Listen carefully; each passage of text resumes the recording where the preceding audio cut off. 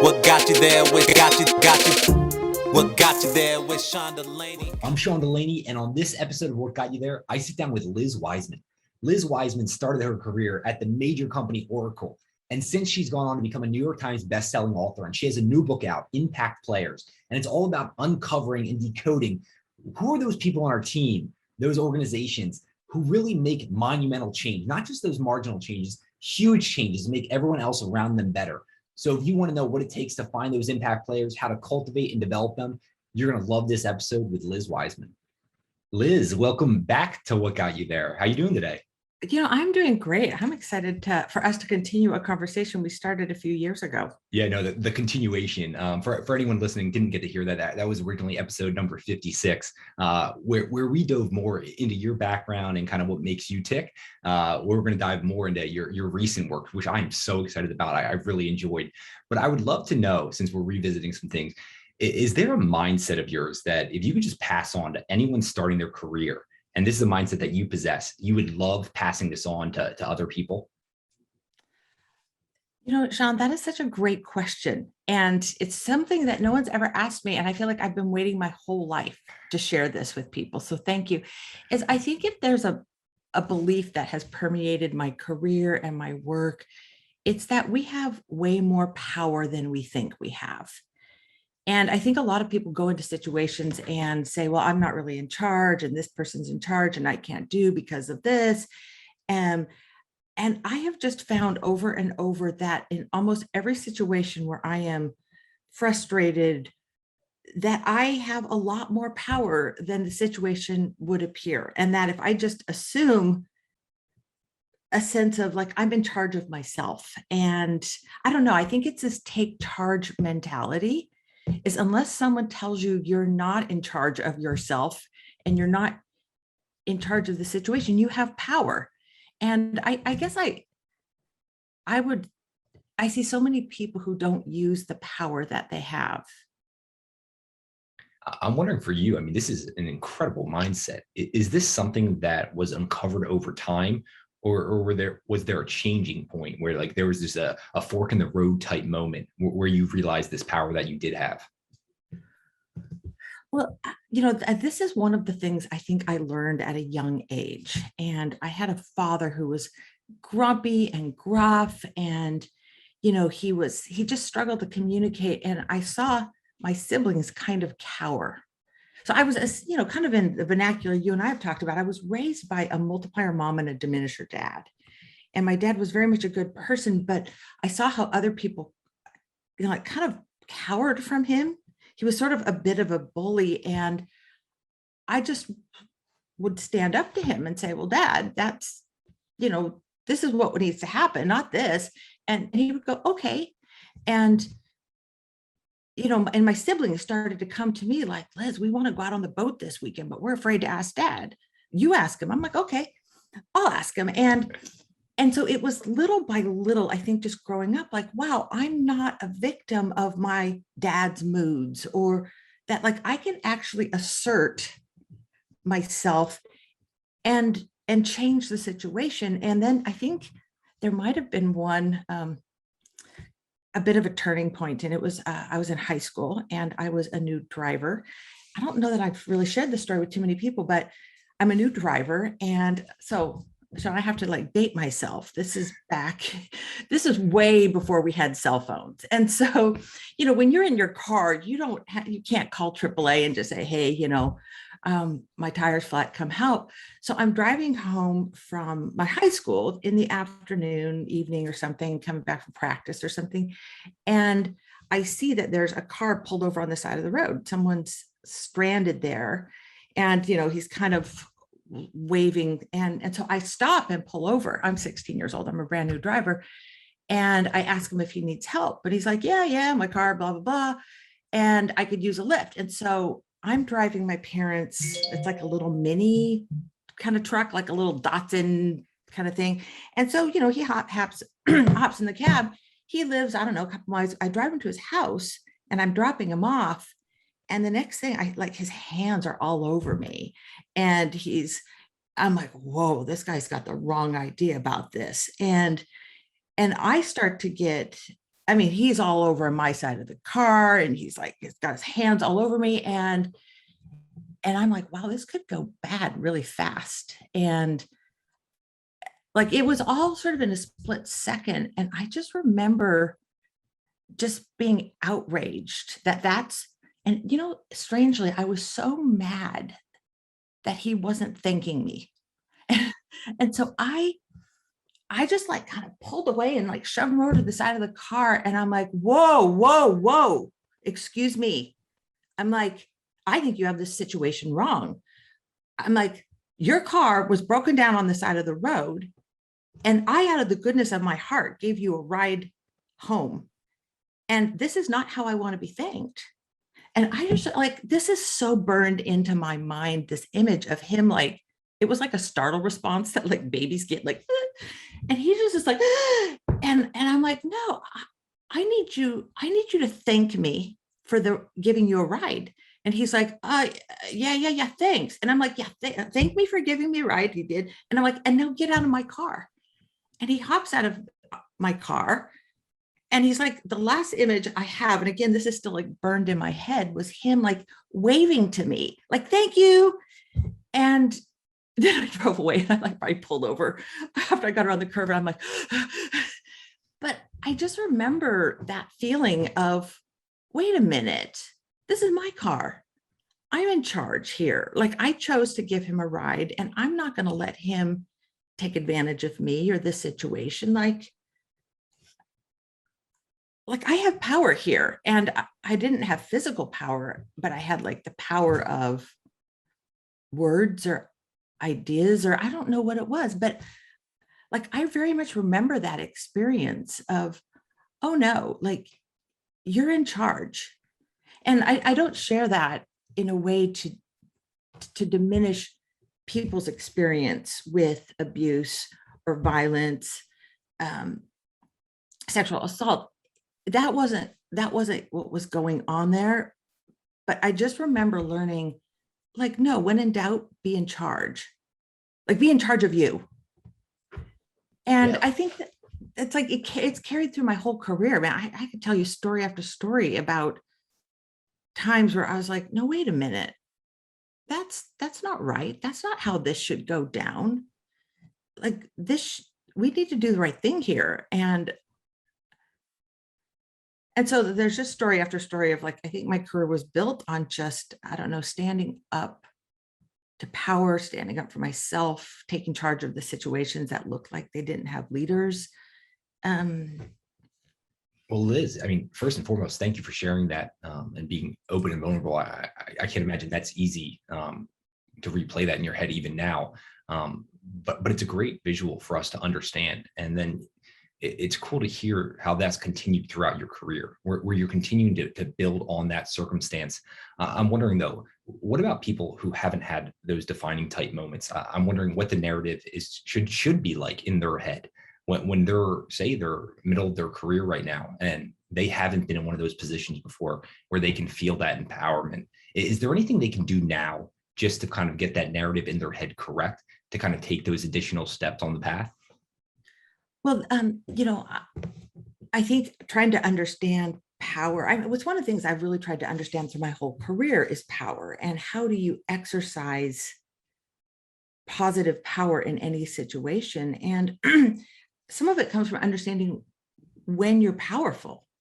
And there are times at work when you are most powerful. And one of the things I've learned is that you hold the most power. And I should probably qualify. And Sean, I know I don't need to explain this to you, but it's, when I mean power, I don't mean like exercising dominion over other people or like usurping other people's power. I mean just owning your own power, to be in control of your situation and your actions, and affecting what you can control. And there are times when we are at our most powerful. And the thing I use to remember this is, we are at our most powerful before we say yes and after success. Meaning, once you sign a contract and agree to a piece of work, you kind of lost a lot of your power. But before you've agreed to it, you hold a lot of power. And so when someone would be giving me a piece of work, like that is when I have power to say, well, wait a minute, let's talk about this. What are you expecting? What's my role? What's your role? And to really use that power. I think a lot of people are just quick to say, okay, I've got it. And then they're stuck and things are going wrong and they don't know what to do. But we're at our least powerful when things are going wrong. But we're at our most powerful when things have just gone really well. And so that's when like you negotiate. And there's an experience I had at Oracle where I was working with three of Oracle's senior executives. And the nature of my role, I ran learning and education there. And so I worked very closely with the executive team, and I was working with the president, the chief financial officer, and the chief technology officer on a big leadership program. And it was, kind of a flagship program for the company. And we were going to put our top 250 executives through it. And the president, the CFO, CTO, we're all very involved. The four of us, had crafted this together, and it was like our project. And we had a lot of fun working on it. We ran our first session and it had been a success. And we were meeting afterward to plan the rollout. And I'm like, and they're all excited and they're kind of like high-fiving each other, and it had gone well. And we were about to wrap up the meeting, and we had 7 more of these programs to run over the next year. And I know how busy executives are, and I know how they get pulled in other directions. And I know it's easy to start things, but harder to finish things. And I'm like, I have a feeling that they're going to get pulled in other directions. I'm going to be left holding the bag on this, and it's going to like fizzle out. So we're about done with this meeting and they're getting up to leave. And I said, wait, hold on.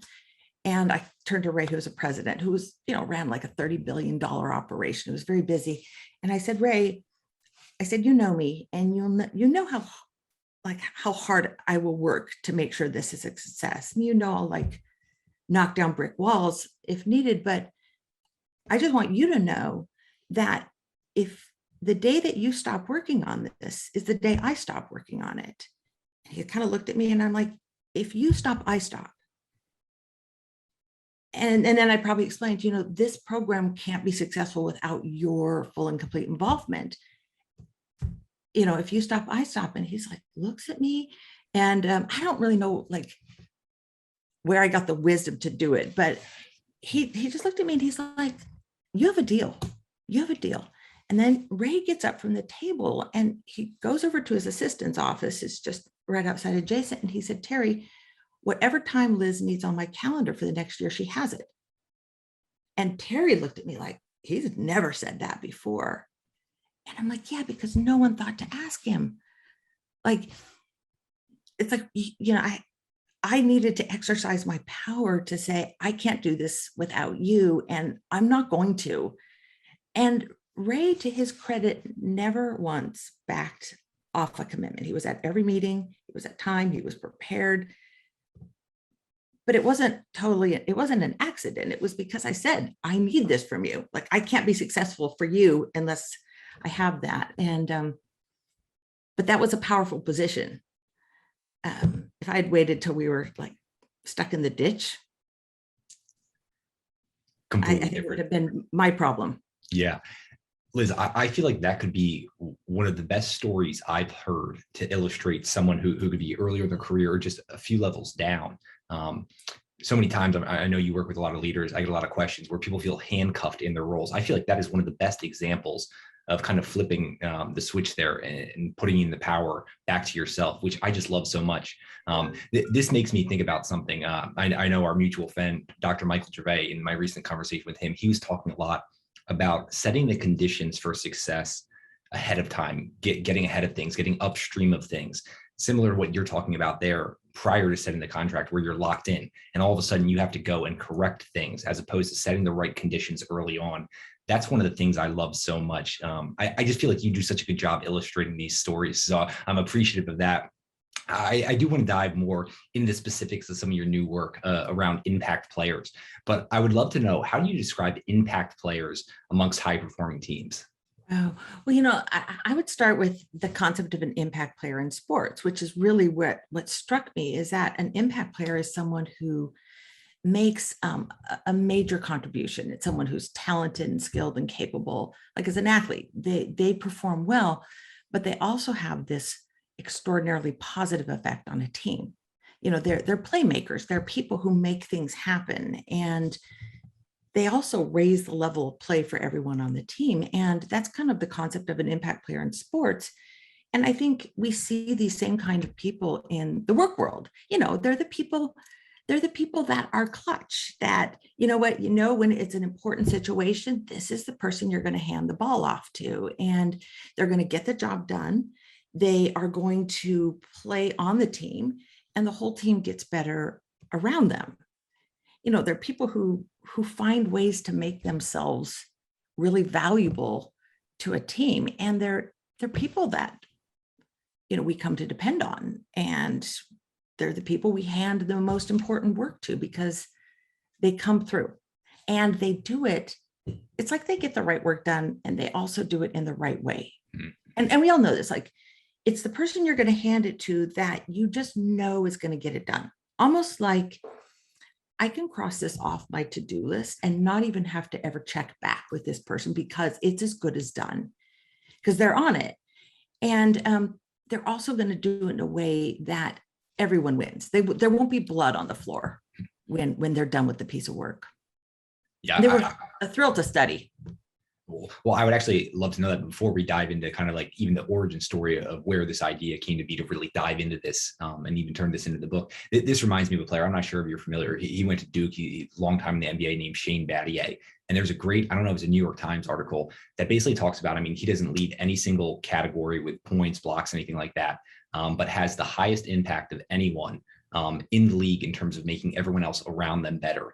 And I always thought how beautiful that is. He doesn't lead and dominate any single individual category, but we all know there's people on our team where it's like, oh, wow, just because of their presence, my level of play is being raised and everyone around us is as well.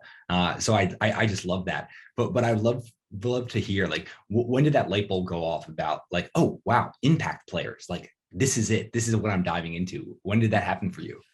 Well, it took a while for the idea of impact players as like the metaphor to capture it to come into focus. But for me, it was about studying the other side of the mountain with multipliers. So I had spent the last 10 years teaching leaders, like, how do you lead in such a way that everyone can contribute at their fullest?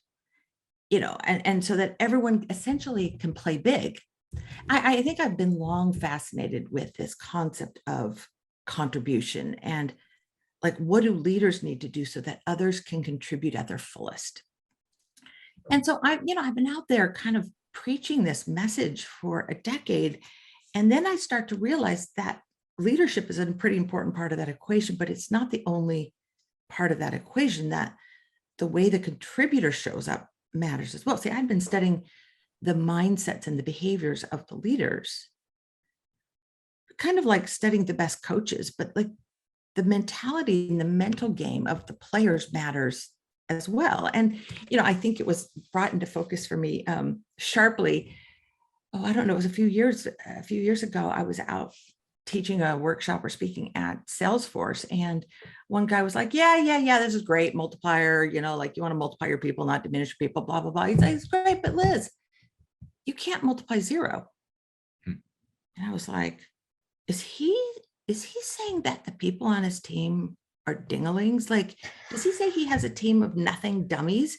And so I'm trying to process, like, and this is coming from a gal who deeply believes that everyone brings brilliance and intelligence to work. It's like your job as a leader to find it. And I'm like, is he saying his people are zeros? And then he goes on to explain, like, yeah. Like, I can do certain things as a leader, but like, I need to work with something. And that's what really got me looking at, wow, everyone has been studying kind of the art of leadership, but what about the art of contributorship? And like, what does showing up in a big way look like? And I don't mean big as in suck all the air out of the room, narcissistic, all about me kind of big. I mean, playing big, playing to your full potential. And so that's when I started to look at, okay, and in essence, my research was in a pool of equally smart, talented, hardworking people. So I tried to hold those variables constant. Like, they're smart, they're hardworking, and they're capable and they have talent. why do some people make a big impact and others don't? And it was fascinating. I interviewed 170 managers, asking them, like, tell me about someone who's smart, talented, and capable and is doing a solid job, like a great person. You'd want 10 of these people on your team. And then it was, okay, now tell me about someone who's equally smart, talented, capable, who's contributing far below their potential. Like, they should be killing it, but like, strangely, they're not. And that was fascinating. And then tell me about someone who's smart, talented, and capable and who's doing work of extraordinary value and impact. And those were the impact players. So we're not talking about marginal differences here, right? Between some of these people who have those prerequisites. Like, we're talking about just monumental differences here, right? With how much they contribute to an organization, correct? It is. And we asked managers to estimate that. And the managers estimated that compared to kind of a solid contributor, these impact players were like 3.4x, like bringing 3.4x the value of contribution. And it's not compared to someone who's just sort of average. It's someone who's solid, capable. Like, you know what? A whole team of these people would be terrific. So it's more than 3 times the contribution there. And then when we asked them to compare it against people who were smart, talented, and capable, but who were playing below their capability, it was a 10x difference. I'm wondering, because there's some small differences here, right? Like, you even mentioned some of those other people, they're contributing. What are some of those things that going into this you might not have been aware of, but after having talked to 170 of those managers, so some different things started to come to the surface and come to light, and you were like, oh wow, I hadn't considered that before. Were there any things like that came up in your research? Well, there's always these surprises. And then after I see the pattern play out, I'm like, of course it works that way. And probably the first was that these solid contributors. So I call this kind of the contribution mindset. And, like, hey, I'm contributing. That all of these people were doing their job. And it was something just so many of these managers said over and over, like, oh yeah, we'll call this person Liz. Liz, like, she's solid. She's doing her job. She does a great job. She does a brilliant job. Like, she does her job. But when they talked about the impact players, it wasn't that they did their job. It was they did the job that needed to be done. Meaning that these were people who weren't just doing what they were told, filling their position. It's, in some ways, they exerted their power, their agency, what we had talked about, to go do the work that really needed to be done. Meaning, okay, this is my job, but actually work is full of messy problems that don't sit nicely into any one person's job. Like, in fact, in some ways, the most important work in any organization isn't in one person's job. It's all that stuff in that interstitial space, like the unmanned territory, like, oh boy, this is a doozy. We're not organized for this. And what we see is the impact players gravitate towards that. And it's not like they abandon their post. They do their job, but they're willing to morph their job scope to pull in those messy problems. And their leaders love this, because that white space in between job descriptions tends to be the manager's job. Like, I got to pick up all the messes that nobody else is dealing with. But these players are like, oh, clean up on aisle 11. I'm on it. It's almost like all that ambiguity that most people completely shy away from. They're being drawn. They're attracted to that. I'm also wondering how people deal, because you mentioned some of these messy problems. How do we deal with unknown futures, right? Like, things we just can't control. Was there a big difference between high impact player or just impact players in general amongst other people who are contributing, but not to that level, just being able to handle unknowns and things they can't control?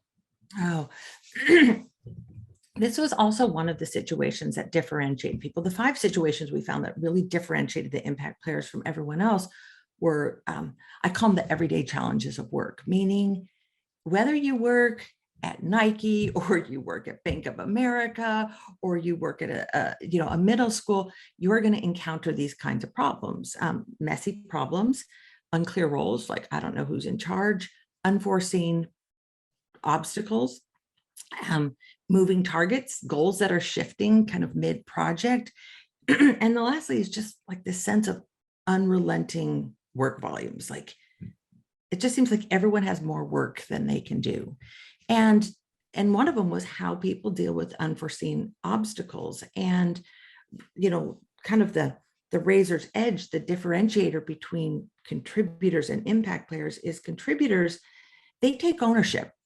Like, you know what? They take ownership of the work, but when these unforeseen things, like things that are out of their control, come at them, they tend to escalate, which is what in many ways we've asked people to do. There's all sorts of escalation matrices, like, oh, if this happens, like they alert their boss and they assume that that's the job of a higher up. And the impact players tend to just maintain the ownership of these things. Like, you know what, my job is to get it across the finish line. And I had originally titled this chapter, They Finish Strong. And I ended up retitling it to They Finish Stronger, because what happens is they don't just take this and like, okay, I'm going to drag this thing across the finish line myself. They're securing reinforcements. They're negotiating for what they need. They're going to get it done, not alone, but they get it done by rallying people, but they never let go of the ownership. So it's this difference of when the big unforeseen obstacles come, do I escalate or do I just keep ownership and pull other people in? And because of that, they finish not exhausted, but they finish actually stronger because they've tackled that. And so they call in for help. They call in for reinforcements. I'm actually really intrigued by that, where they don't finish exhausted, that, they finish stronger, where then the next project they're able to contribute more on. I am wondering just the cyclical nature of all this. Are impact players, are they impact players all the time, or do contributors also show spikes where they're an impact player and vice versa? Impact players kind of dip down to that contributor level. I'm just wondering if you're in that zone, are you there all the time, or do you fluctuate between them? Well, I think I think there's two ways to think about that. Let me go to this pool of impact players I studied. These people seem to operate with this mentality most of the time. Like their managers they had track records of working this way, which is why their leaders kind of called their name up. When I asked, tell me about someone who made this extraordinary impact, they'll say, oh, they did it here, they did it there. It tends to be a way of life for them. It's a way of thinking. It's a service mentality. It's like an ownership mentality. And we can go a little bit more into the anatomy of kind of how they think. But then, as other people have been exposed to the idea, I think we look at it and go, okay, for me, yeah, there are times when I very much had this kind of a mindset, and I can point to them, where I was not just doing my job, I was doing the job that needed to be done. When roles were unclear, I didn't sit around and wait for someone to clarify that. I just stepped up and took the lead. Or when things, are moving, that instead of just hunkering down, I'm adjusting on the fly. And so I think we can all think about times when we were in that space, like that was our mental game. And I imagine you could think about like, oh yeah, there are times when like that was absolutely me. And then I can think about times when I've fallen out of that mentality and I'm like, oh yeah, I'm a contributor, I'm showing up, I'm doing my job. In some ways we're phoning it in, as they say. And usually for me, that's where I get very agitated. Like I can sense something's not right. Yeah, I think of it, this internal scratchiness, almost that uncomfortableness. Yeah, I kind of view it one of those times I'm showing up in a way I don't want to show up. I think about these as spirals, right? We can either spiral up or we can spiral down. And I kind of think about the aggregation of marginal gains. When I show up in a way I don't want to, one of these times, it's key for me not to allow the next time for me to show up the exact same way. I want to go the exact opposite way. And then when you do one of those positive moments where you show up as an impact player, make sure then to build on top of that. And the next time you come into one of those messy scenarios, it's much easier to show up in the way that you want to show up. I just kind of think about that compounding effect. and allow those little wins to keep piling on top of each other.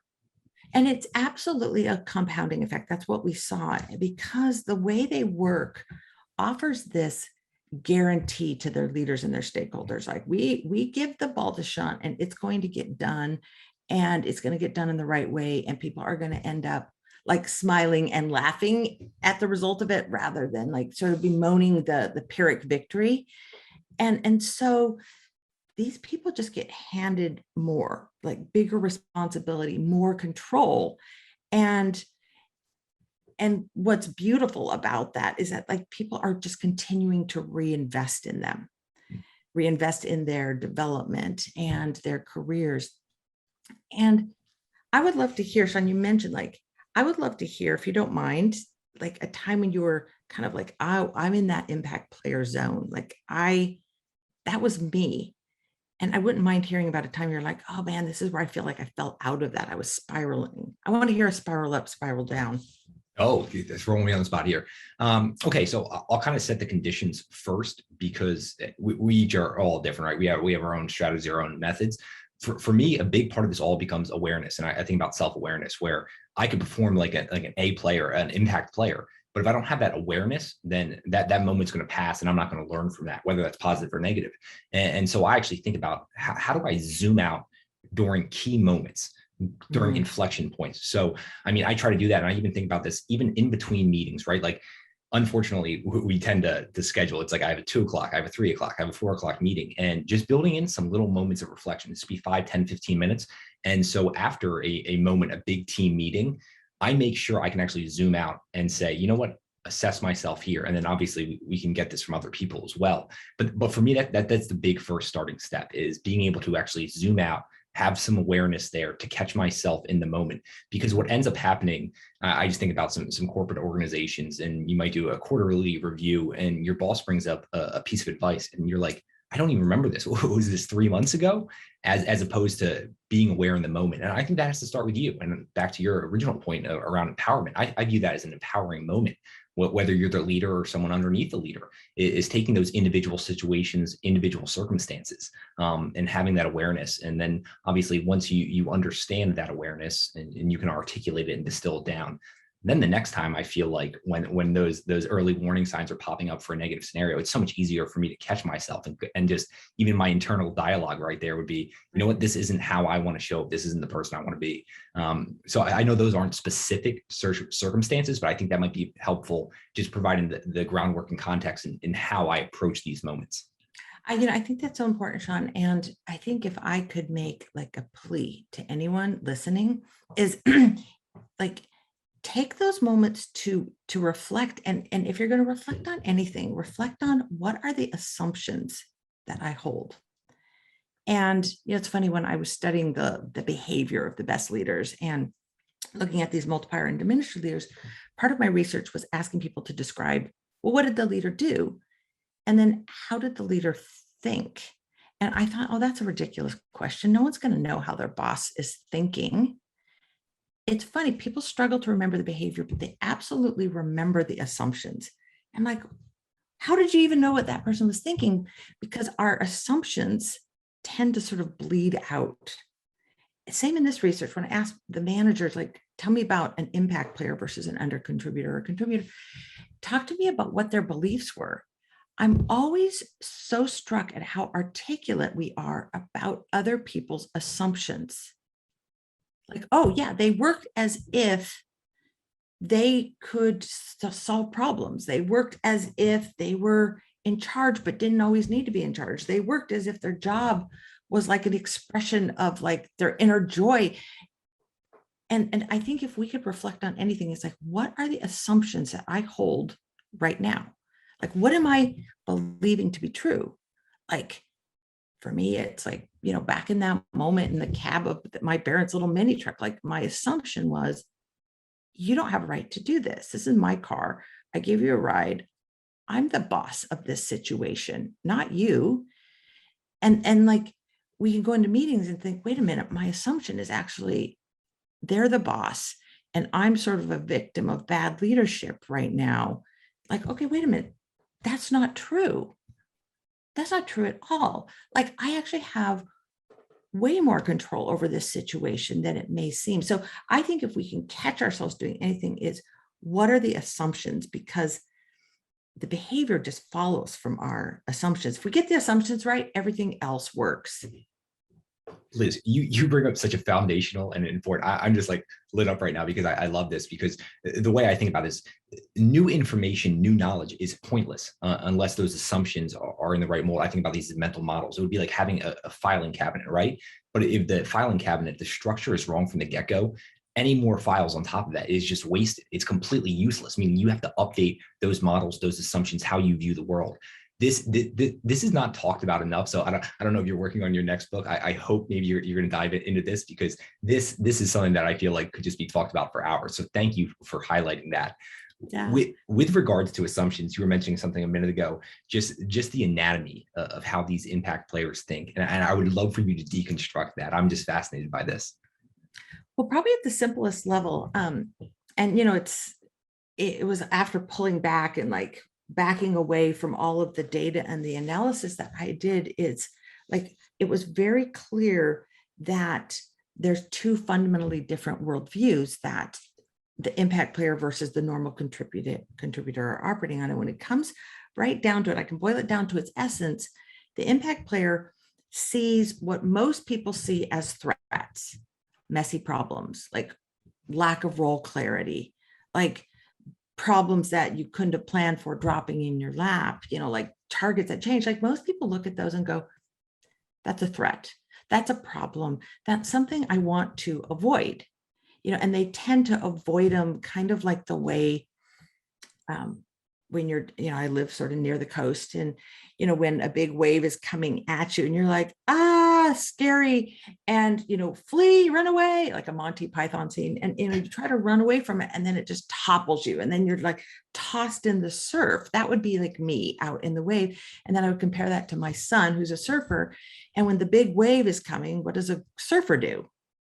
And someone who's an experienced ocean swimmer, they dive into it and through it. And it really is the difference in how the impact player tends to see things. They're like, you know what, I'm going into that, not away from that. And like a problem that's messy, some people might see that as, well, that's not my job. That's a distraction from my job. If I go there to that mess, and, by messy problems, I mean, things that just don't sit in any one person's job, like then I'm not going to be able to do my job. It's a distraction and it's a threat to my productivity. Whereas the impact player looks at that and goes, oh, that's an opportunity. And that's an opportunity. Like if it's messy and it's no one's job, but it's important to the organization, that's a chance for me to add value. That's a chance for me to be of service. That's a chance for me to be useful. And it's a fundamentally different mentality of, oh, I see all these things that other people see as threats, like they're everyday challenges. They're not going away. Yeah. Like these, and that was what struck me in the research as I was looking at the situations in which they act and think very differently. I'm like, oh, these are the situations that, see, I've been out of the corporate world for, 15 years now, is when I have lunch with all my friends who are in the corporate world. These are the challenges that they talk about. This is lunchtime conversation. And they're everywhere. They never go away. The impact player sees these as an opportunity, and I'm going to go into it because it's an opportunity to serve. It's an opportunity to learn. It's an opportunity to innovate. It's an opportunity to do things differently. Like one of my favorites is these unforeseen obstacles. Well, I can escalate it. Like if this big old boulder drops down on my project, well, I can escalate that and let someone else deal with it, but then I have to deal with how they decide to deal with it. Or I can say, well, wait a minute. And John, you can probably see where I'm going to go with this. Like, well, that was unplanned. Everyone knows that we couldn't have forecasted that, like a COVID pandemic. So I'm going to use this as a chance to solve this the way I think it should be solved.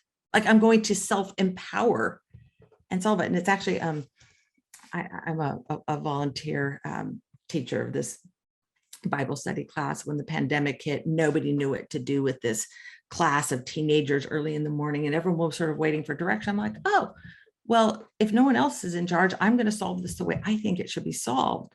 And it was like an opportunity to totally innovate and kind of reinvent what we were doing.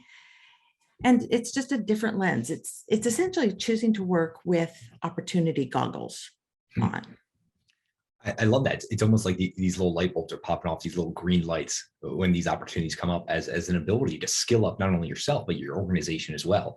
It's so funny because these things are going to pop up all the time. I feel like so many times people think everything works linearly and like the world's just a complex adaptive system where all these unique variables that we can't account for and contribute for, they're going to factor in here. And so if you're one of those people that's like, I don't want to touch that, that's too messy for me. Like, just think about how that's going to play out over the long term for yourself personally, for the organizations you're in. So I love that you uncover that. One of the things you hit on too is how productive some of these impact players are. And there's this great story I love. So Bill Gates' mom, she used to conduct a lot of meetings and dinners, and there was this dinner with a lot of like high value people, a lot of people doing some big things in the world. And two of the people there were her son, Bill Gates, and then Warren Buffett, potentially the greatest investor of all time. And she asked, what's the one thing that everyone in this room you can contribute your success to? And Bill and Warren at the exact same time, they just shout focus. And so I'm wondering, these impact players, their ability to get things done, are they doing a lot more, or are they just able to focus more and use the same amount of hours just more productively? Focus, I think, is a really interesting word. They didn't necessarily work harder than anyone else. Like, a lot of them were hardworking people, but not, the effort wasn't the differentiating variable. It was how they thought about their work. And when when you mentioned focus, it's a particular form of focus. It's not, I am focused on what I think is important, which is kind of in vogue some ways right now, which is like, oh, I'm going to choose my focus and I'm going to focus on this. They focused on what was important to other people. Like, in some ways, there's a part of me that just wants to, how there's things you want to shout from the rooftops, Yeah, and hope somebody hears you. One of the things I want to shout, and particularly to people who maybe are earlier in their career, is I'd be really skeptical of this advice that we often hear of, like, follow your passion, do what you're passionate about, follow your passion, because it wasn't the way of the impact player. What they did is they worked passionately on the most important problems of the organization. So rather than coming into the organization and saying, like, oh, by the way, here's what I care about, they found out what their leaders cared about, what the stakeholders cared about, and then they focused their energy there. So it's focus, but it's not, I'm going to focus on what I want. And they weren't even like focused on their own career as much as I am going to work in service to what is most important. But do you know what happens to your career when you go into an organization and you say, I am going to work in service to what is most important to the mission of this organization or department or boss or my teammates? Like, boom, like your career blows up big, like because people are like, wow, you're going to like actually help me get the most important things done. Here, join me. Here, come into this important meeting. Here, take more. Here, represent me here. And so they make it what's important to others, they serve important to them. Yeah, I love paradoxes in life, and that's one of them, right? Like, the more you help others, the more it's going to come back to yourself there. So it's cool to actually hear about that coming out into the real world. I'm wondering, across all your work, did you come across certain organizations where the number of impact players they had was almost like mind-boggling? And I'm wondering if you came across this, did that have any negative effects, or do only good things come from this? It's an interesting question, but one I can't answer because it wasn't how I structured the research. I didn't go out looking for which organizations, the impact players. We went out and we interviewed managers and asked every manager to identify an impact player and the others. So we got kind of an even distribution. It is a question I've been thinking about a lot, which is, can you have an entire team of impact players? And I don't think you can have an entire team of MVPs. because it's assuming that one person's contribution is more valuable than another. But I think you can have an entire team of impact players. And I have talked with many managers who have said, yeah, I've worked on an entire team like that. And I think a lot of us can point to periods in our career where we're like, man, the whole team was playing at their best. Everyone was thinking this way. And I think it's possible. And in some ways, the mindset is infectious and it tends to spread. And it can spread across a team. Because it's not about like who's got like the most talent. It's about how you play your talent. For you personally, where do you think you have the most talent?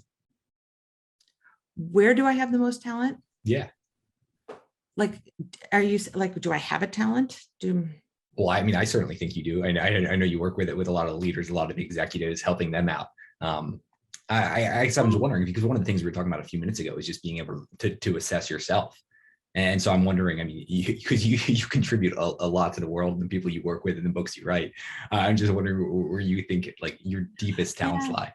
Yeah. So, okay, I'll tell you where my deepest talents lie. First of all, I have no outward talents. Like I have no, my family makes fun of me because I'm like, so, meh at all. Like I could never win a talent contest. I have no party tricks. I have none of that, but I have a couple like mental capabilities. And I think what I'm good at is I'm good at synthesizing. So like my mind is built to take in lots of disparate data points and information and find patterns. So I'm a pretty good pattern finder, and I can usually sit in a meeting and go, I hear three things, like there's three themes in this. And I do that pretty well in my research. So I'm a bit of a synthesizer. And it was actually my first executive coaching assignment. And at the end of it, my client, he said, Liz, we've been talking a lot about like my talents and my genius and such. He says, I want to tell you what yours is. I'm like, oh. He goes, you have a way you could tell people the truth, but you do it in a way that they can hear it. And I've thought about that. And I think that is something I do well is I think I help people see things that might be hard to see sometimes. Like the way that they're sabotaging their own efforts. It's something I saw in this research, and I think it's one of my hopes with this book is that people see the ways that they're sabotaging their own desire for impact, like focusing on what you're passionate about versus finding out what the organization is passionate about and channeling your energy there. It's funny. I think those are probably two things. I would just love if you actually dive just a little bit further on your synthesizing capabilities, because I think moving forward, obviously, we know we live in this world where information is coming at us nonstop, and those people who can synthesize, distill down the key important bits of information, that's essential moving forward here. I'm wondering if there's anything you've uncovered in order to synthesize really well that others could learn from you from. Well, it is something that my mind does pretty easily, but I have a little technique that I generally use is I kind of just do frequency counts on things, which, if I'm doing like qualitative synthesis, I'll just like, oh, here's something I heard in that interview or in that discussion, and I'll write it down, and then I'll put a check mark by it, and then I hear it again, check mark, hear it again, check mark, hear it again, check mark. And I could show you some crazy binders like full of, how I do that. And so, and then I kind of look at things in all its different iterations. And so I just like, okay, wait a minute, like that was a loud issue, but it's a small, like one or two data points, but it's loud. That's different than an issue that we're hearing over and over and over again. And I'm going to focus on the ones that we're hearing over and over again. In some ways, it's like uncovering ambient problems, which is like the things that are just out there. And, they're like low grade problems, low grade, high frequency problems. It's like, I look for those. But yeah, just, even keeping a frequency count of, I learned this little technique that I was very dismissive of initially that turned out to be helpful. I got like a little bit of a sucker punch when I volunteered for, I have 4 children. And so I was looking for a volunteer job in one of their classes. And I signed up to be a discussion leader for the junior great books program. And I'm like, oh, that'll be easy. I'll go down and like lead a discussion of like little great pieces of literature with 3rd graders. This will be so easy. And they're like, oh, you need to go to a 1-day training program. And I'm like, no, not. And I had low power in this situation, actually. So I went down to this 1-day training program. And one of the things that they taught us to do is they taught like these 3 principles, which I use them all the time in debate.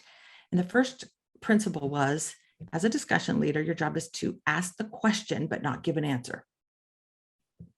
The second was ask for evidence, meaning don't let anyone get away with an opinion. Like, and I had so much fun with this. Little kids were talking about Jack and the Beanstalk. And well, why do you think Jack went up the beanstalk? I'm like, well, why do you think that? What evidence do you have to support that claim? And at first they were like, what? And then I'm like, and they were like, okay. And they got so good at it. Like, okay, on page 12, it says this. And so that makes me conclude that. I'm like, very nicely done, but here's the third thing. They said, ask everyone.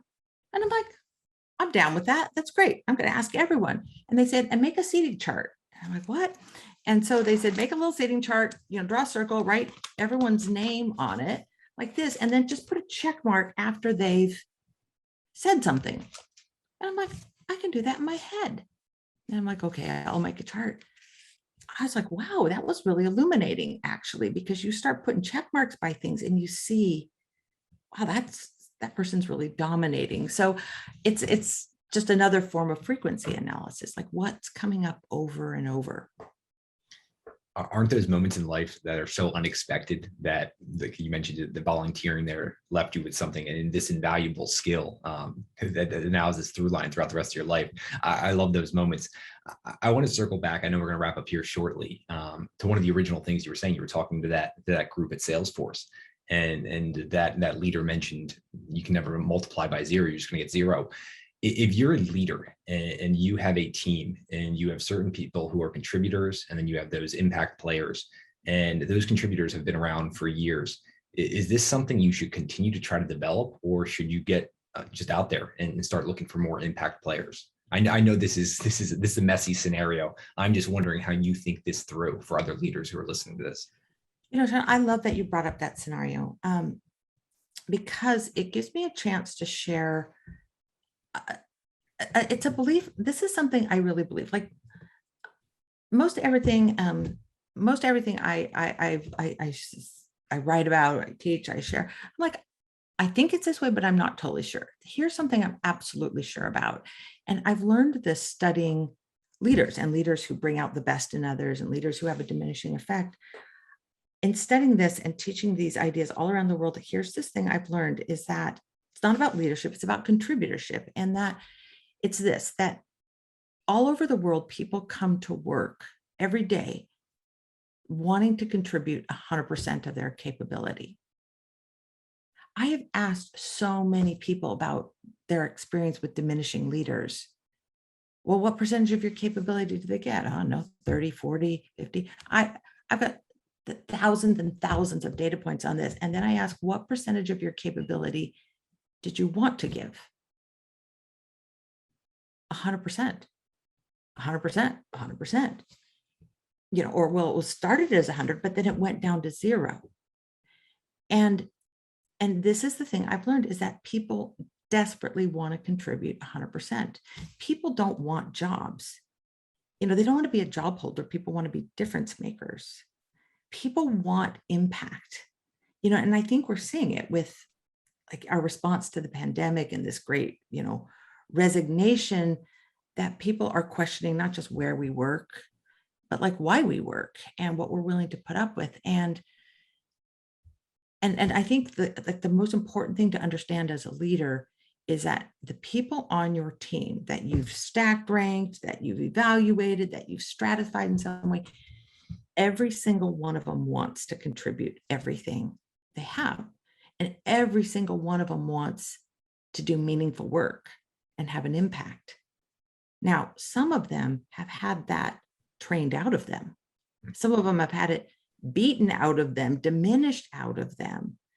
But it is the human condition. It is deeply wired in our psyche, in our souls, to want to contribute, to want to make a difference, to want to serve. And so I think the most important thing is to know everyone on your team wants to do this.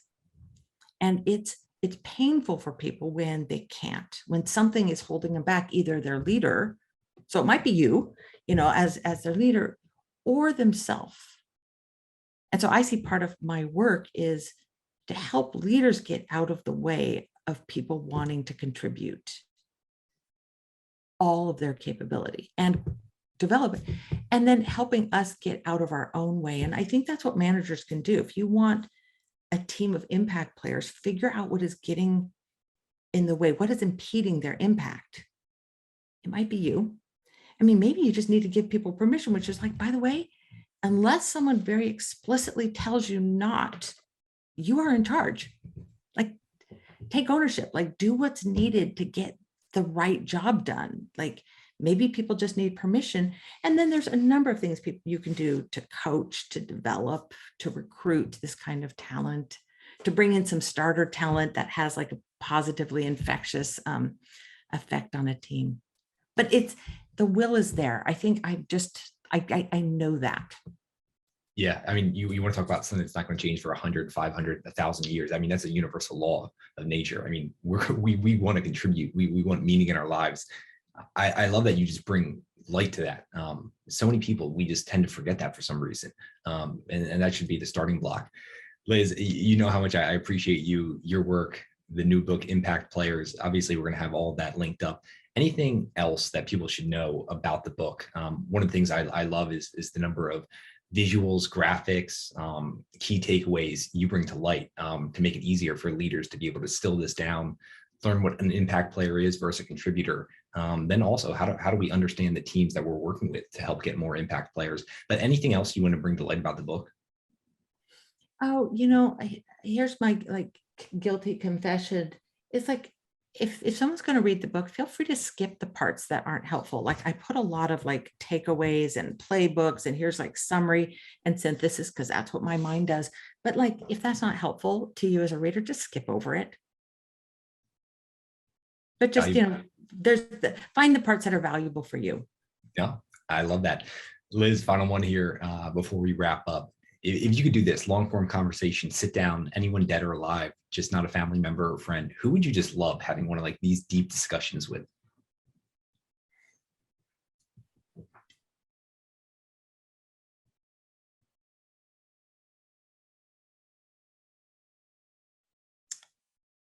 Oh, wow. Let's see, like everyone, like that. I'm a researcher. I love like the dig deep discussions. Oh, I wouldn't mind.